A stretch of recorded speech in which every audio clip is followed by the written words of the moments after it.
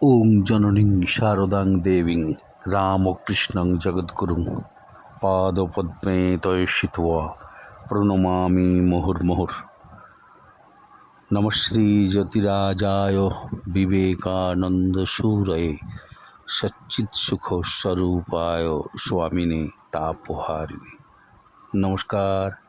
নিবেদিতার ভারত দর্শনের 241তম পর্ব। আপামর নিবেদিতা প্রেমী এবং রামকৃষ্ণ ভাবপ্রবাহের সন্ধানী সমস্ত ভক্ত মানব জাতির উদ্দেশ্যে আমার শ্রদ্ধা জ্ঞাপন করি। নিবেদিতার ভারত দর্শন প্রতি রবিবার সকাল 6টার সময় আপনাদের দুয়ারে পৌঁছে দেওয়ার দায়িত্ব যারা গ্রহণ করেছেন সেই প্রাণারাম চ্যানেলকেও আমার শ্রদ্ধা জ্ঞাপন করি। যারা মাঝে মধ্যেই নিবেদিতার ভারত দর্শন কিভাবে একটির পর একটি অধ্যায় অতিক্রম করে নতুনত্বের সন্ধান আশা করেন, তাদের আমার প্রতি যে মাঝে মধ্যেই একটি করে তারা আমার প্রতি নির্দেশিকা জারি করেন, এরপরে এটি হলে ভালো হয়, বা মাঝে মধ্যেই ভালো মন্দের দিকটাকে তুলে ধরে আমার নতুনত্বের সন্ধানের দিকে নিজেকে আগ্রহী করে, যাদের বিভিন্ন সময় সমালোচনা, অবশ্যই সেগুলি গঠনমূলক, আমাকে সহযোগী করে এই তিল তিল করে 241টি পর্ব আপনাদের সামনে উপস্থাপিত হতে আমাকে আরও বেশি করে নিবেদিতা প্রেমী করে। তাদের সকলের প্রতি আমার শ্রদ্ধাপূর্ণ নমস্কার। নিবেদিতার ভারত দর্শন শুধু নিবেদিতার নয়, এই ভারত দর্শন ভারতবাসীরও। কারণ ভারতবাসীকে চেনা, ভারতবর্ষকে জানা, এটি নিবেদিতা বারবার তার গুরুর কাছ থেকে শিখেছিলেন এবং তার সন্ধান ভারতবাসীকেও দিয়ে নিজে তার যেন কর্তব্যবোধ পালন করেছেন, দায়বদ্ধতা পালন করেছেন। এবং ভারতবর্ষের মানুষ ভাবি কালে নিবেদিতার সান্নিধ্যে এসে নিজের দেশকে, নিজের মাতৃভূমিকে জানার সুযোগ পেয়েছেন।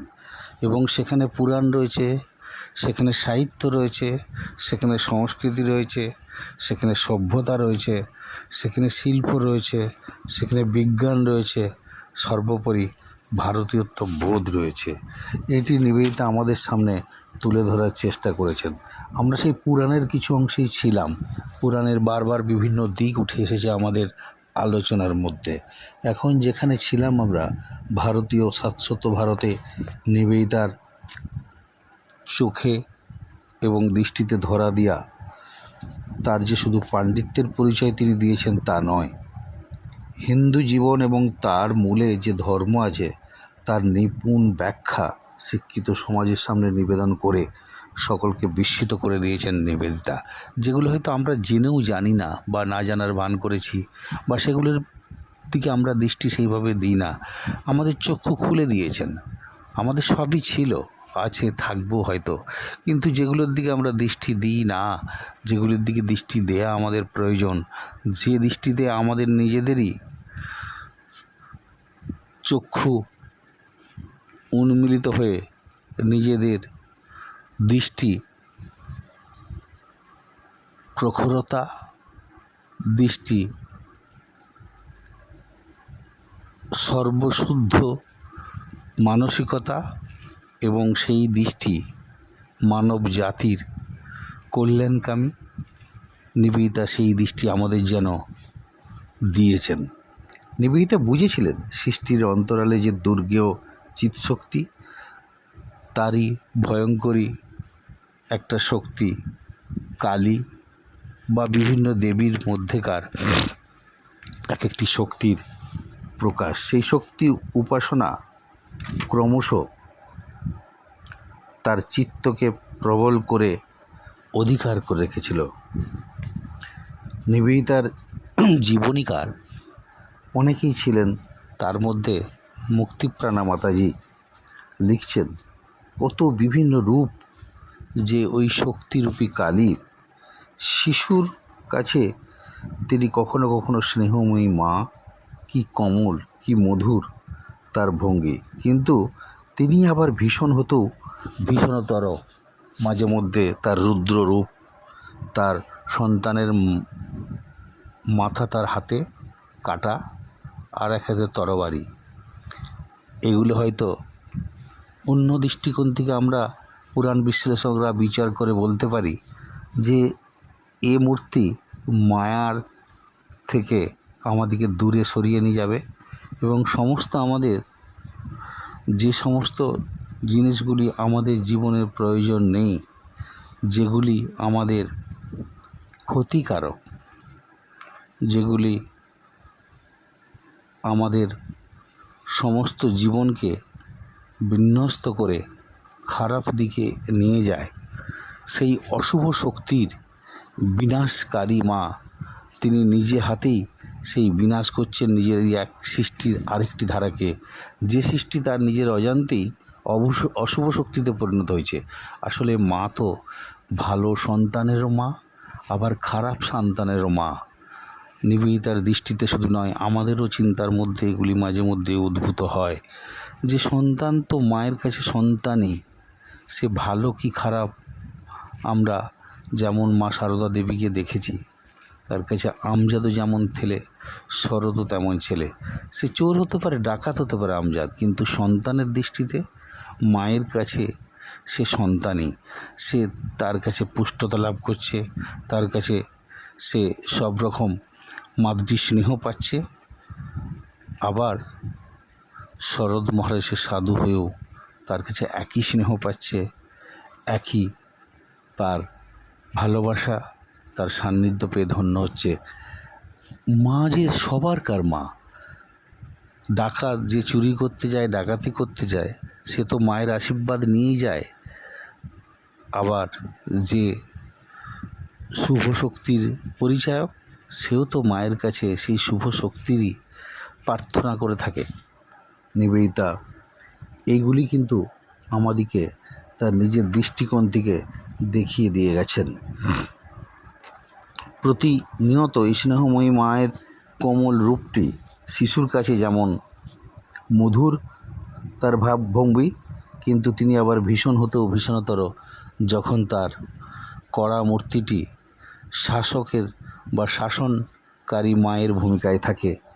তার সন্তান যখন বিপদগামী হয়, তাকে তিনি আবার সুপথের সন্ধানী হয়ে তার সামনে দাঁড়িয়ে পড়েন। সেই করাল রূপিণী ভয়ঙ্কর কালী মূর্তি নিবেদিতার মনে হতো একমাত্র পরম শিব গভীর ধ্যানে উপলব্ধি করছেন নিজে শুয়ে শুয়ে। তার বক্ষে তাকে স্থান দিয়েছেন সেই শক্তিকে শান্ত করার জন্য, ক্ষান্ত করার জন্য। শক্তি রূপী শক্তির যেন আধার এই মহাদেব। তিনি গভীর ধ্যানে সেগুলি উপলব্ধি করছেন। নিবেদিতা নিজের ভাবে তার অপূর্ব বর্ণনা দিয়েছেন। দীর্ঘ কুন্তলা মহাকালীর ঘন কৃষ্ণ কেশর দাম পৃষ্ঠে লুটাইয়া পড়িয়াছে। প্রচণ্ড ধাবমান বায়ুর কালের বা ঘটনার স্রোতের মতো ত্রিনয়নার দৃষ্টিতে কালী মহাকাল, সেই মহাকালী ঈশ্বর।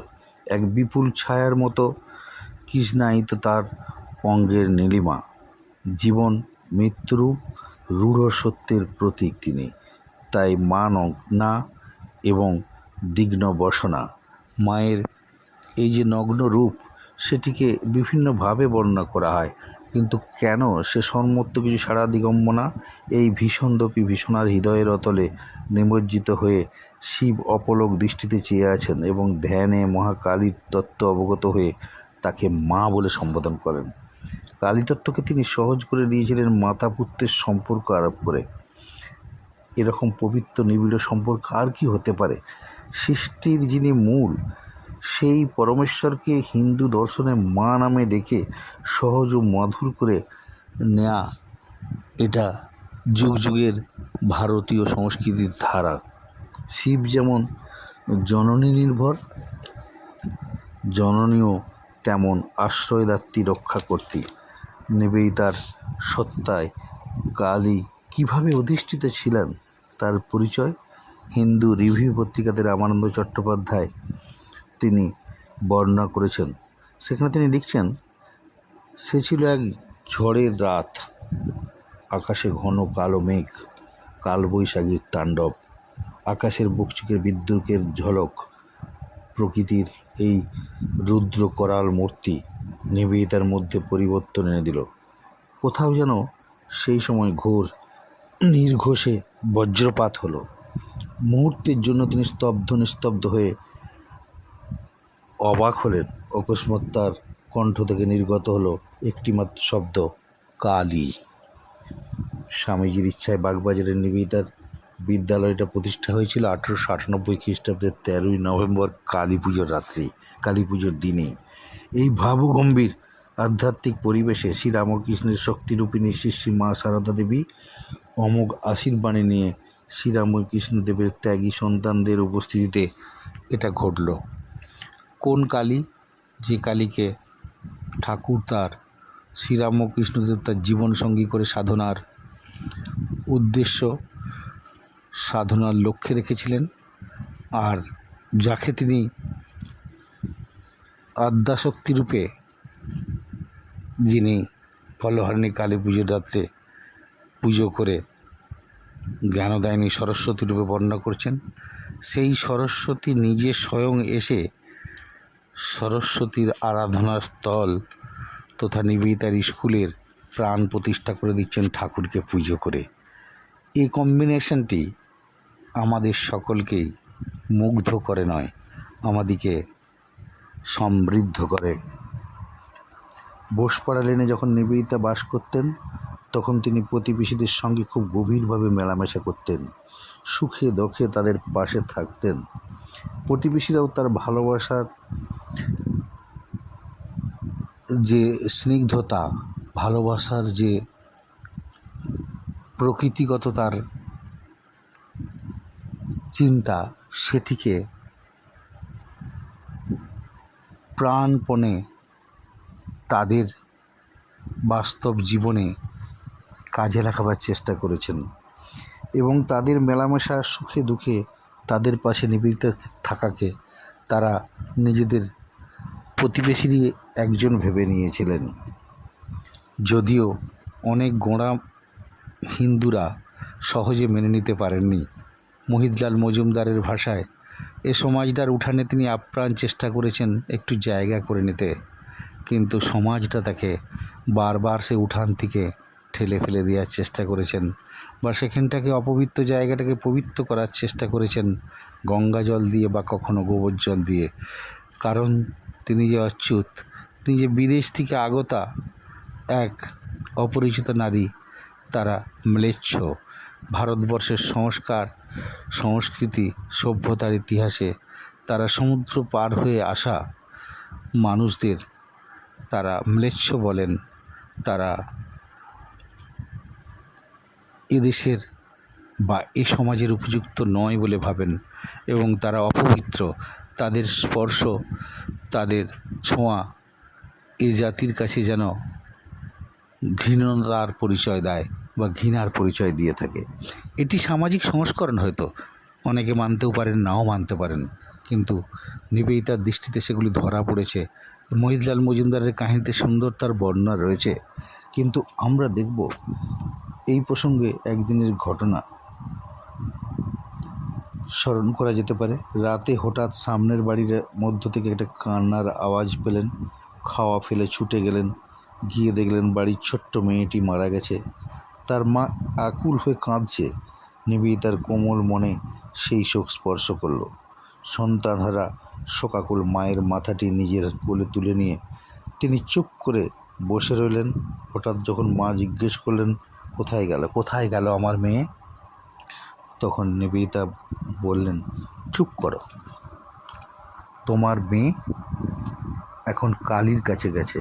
কথাগুলির মধ্যে কি একটা শক্তি ছিল। শোকাতুরা মান, মন শান্ত হলো। কালী ও দুর্গা এই নাম, রূপ ও তত্ত্ব নিবেদিতার জীবনের প্রতিটি অনুপ্রমণের সঙ্গে জড়িয়ে গিয়েছিল। দুর্গা জগদ্ধাত্রী ও কালী ঈশ্বরের বিভিন্ন রূপ, একই মহাশক্তির বিভিন্ন প্রকাশে বিভিন্ন নাম মাত্র। দেবী দুর্গা অসুরদোলিনী, বিশ্বজননী। ভগিনী তার পরম শ্রদ্ধেয় গুরু স্বামী বিবেকানন্দের কাছে দুর্গা নামের রক্ষা কবচ লাভ করেছিলেন। সবসময় বলতেন, সবাইকে বলতেন, বলবে দুর্গা দুর্গা, এই নাম তোমাকে সকল বিপদ থেকে রক্ষা করবে। দুর্গা যেন দুর্গতি না আসেনি, দুর্গতি থেকে আমাদের মুক্তি দেবে। এই চিন্তায় মানুষকে দুর্গা নাম করতে বলা হতো। আর দেখা যায় শুধু প্রার্থনা করা নয়, তাকে জোর করে ওটা পূরণ করতে হবে। মার কাছে ওইসব দিনহীন ভান চলবে না। গুরুর নির্দেশে প্রতিটি কাজের ও যাত্রার শুরুতে দুর্গা দুর্গা বলা তার অভ্যাসে পরিণত হয়ে গিয়েছিল। এমনকি অজন্তার বসু দম্পতির সঙ্গে যেবার নন্দলাল প্রমুখ ছাত্রদের গুহাচিত্রে নকল কাজের পরিদর্শনে যান, সেবারও সকলে আশ্চর্য হয়ে দেখল টাঙা থেকে নামার সময় নিবেদিতা দুর্গা দুর্গা বলছেন।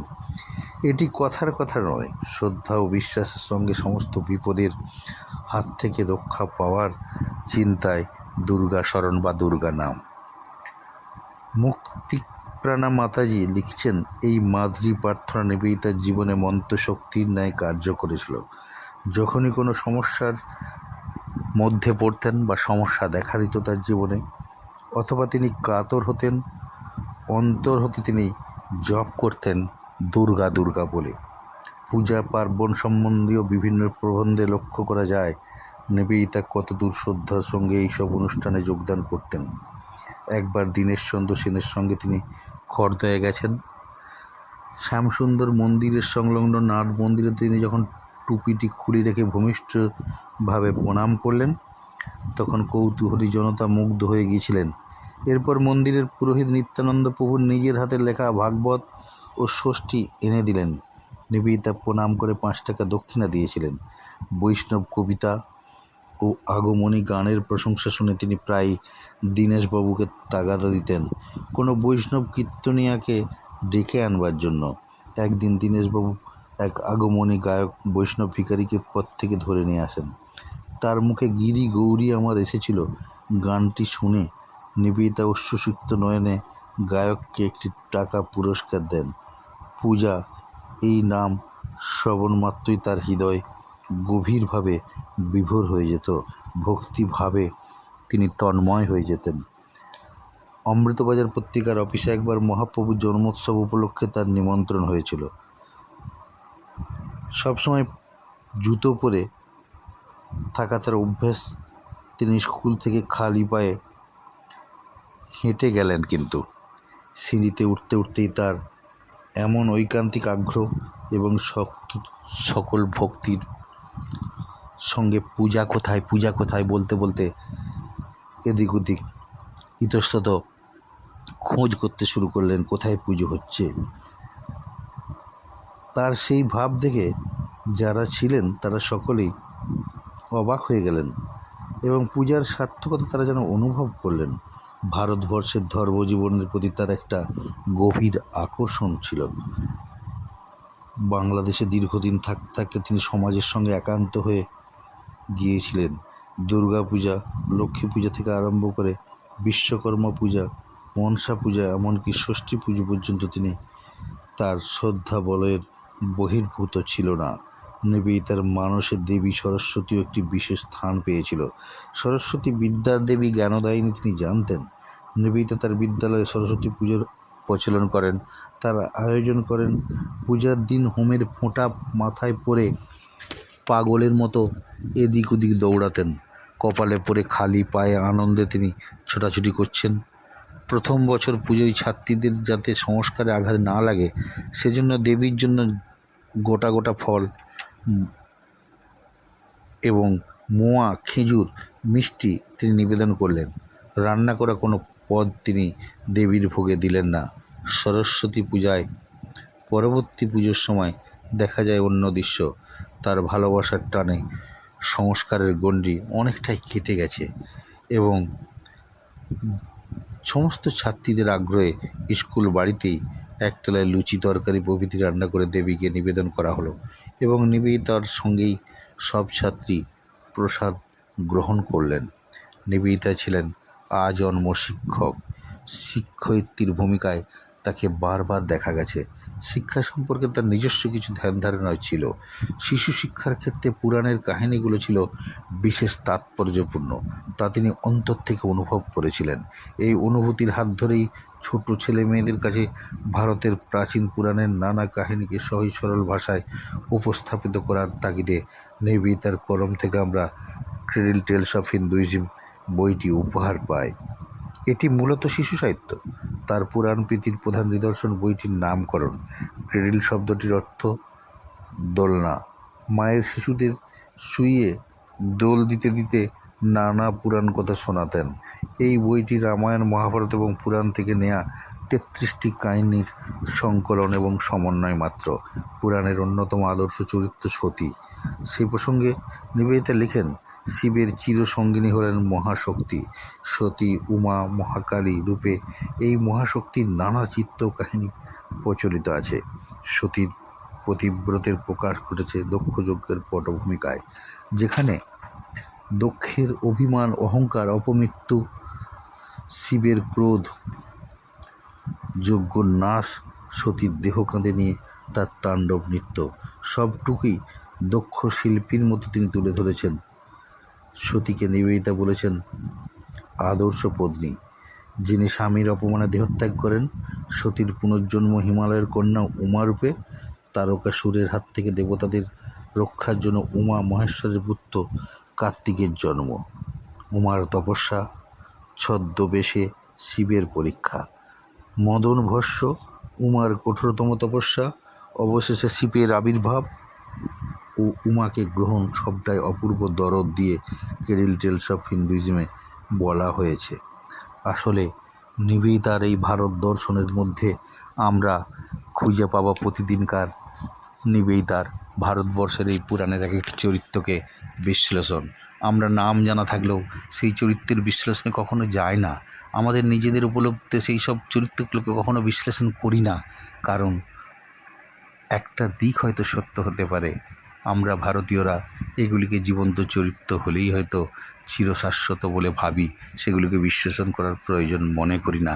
কিন্তু নিবেদিতা তার দৃষ্টিতে জেনেছেন, ভেবেছেন, অন্তরে প্রবেশ করেছেন, অপরকে তার সন্ধান দিয়েছেন। ভগবান শ্রীরাম ও কৃষ্ণদেবের মতো নিজে আম খেয়ে তার অমৃতত্বের স্বাদ মুখ মুছে লুকিয়ে ফেলেননি, তিনি অপরকেও তার স্বাদ দেওয়ার চেষ্টা করেছেন। তার অনুভূতির মধ্যে যা তিনি পেয়েছেন, সে অনুভূতি শুধু এদেশের মানুষকেও বাদ দেয়নি, এদিক পাশ্চাত্যের মানুষের জন্য সেগুলি হয়তো তার কাছে ভীষণভাবে প্রয়োজনীয় ছিল। বিশ্বের মানুষকে ভারতবর্ষের এই পুরাণের স্বাদ দেওয়ার জন্য তিনি হয়তো অগ্রণী ভূমিকা গ্রহণ করতে পারেন, কিন্তু ভারতীয়দের কাছে সে পুরাণের বৈশিষ্ট্য, তার কাছে নতুনত্বের স্বাদ হয়তো ভারতবাসীর মনে এনে না দিলেও ভারতবাসীকে তো স্মরণ করে দেওয়া যেতেই পারে। এই তোমার আদর্শ, এই তোমার বিশ্বাস, এই তোমার শক্তি, সেগুলিকে তারা উপভোগ করতেই পারবেন।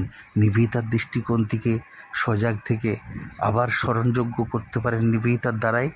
এটাও তো আমাদের কাছে কম নয়। আমরা তো ভুলে রয়েছি ভাঙড় ভোলার মতো। আমরা সব কিছু জেনেও না জানার ভান করি। জেগে ঘুমালে কি কেউ কাউকে জাগাতে পারে? কিন্তু নিবেদিতা সেটাই চেষ্টা করেছেন, ভারতীয়দের সজাগ, অজাগ বা ঘুমের ঘোরে তাদেরকে তাদের ভারতীয়ত্বের সন্ধান দিয়ে আমাদের তথা ভারতবাসীর মধ্যে সেই ভারতীয়ত্ব বোধের ধারাটিকে তিনি যেন যুগ যুগ ধরে পুরাণের সামনে এনে হাজির করেই আমাদের মতো করে বাঁচার, আমাদের চিন্তাকেই সামনে তুলে ধরে আমাদেরকেই পুরিষ্ট করছেন নিবেদিতা। তাই আমার কাছে শুধু ভারতবর্ষের পুরাণ দর্শন দাত্রী নন, তিনি আমাদের শিক্ষয়িত্রী, যুগ যুগের শিক্ষয়িত্রী।